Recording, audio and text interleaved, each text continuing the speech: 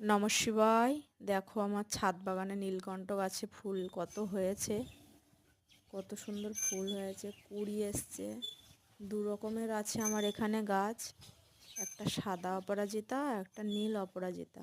এই সয়াবিনের ছোট ছোট যে ঠোঙাগুলো, এই 1 কেজি প্যাকেটের যে ছোট ঠোঙাগুলো হয়, ওই ঠোঙাগুলোয় রেখে লাগিয়েছিলাম। নমঃ শিবায়। এই যে আমার ছাদ বাগানের নীলকণ্ঠ ফুল গাছ বা অপরাজিতা, কত সুন্দর ফুল হয়েছে, দেখো কত ফুল।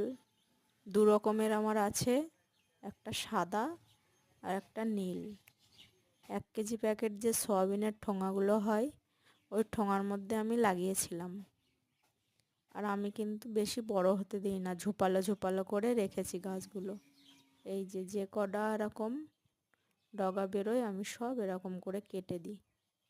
কেটে দিলে কি হয়, ঝোপালো ঝোপালো হয়ে থাকে, আর ফুলও কিন্তু বেশি হয়। দেখো কত সুন্দর ফুল হয়েছে, কুড়িও অনেক হয়েছে, এত সুন্দর দেখতে লাগছে গাছগুলোকে।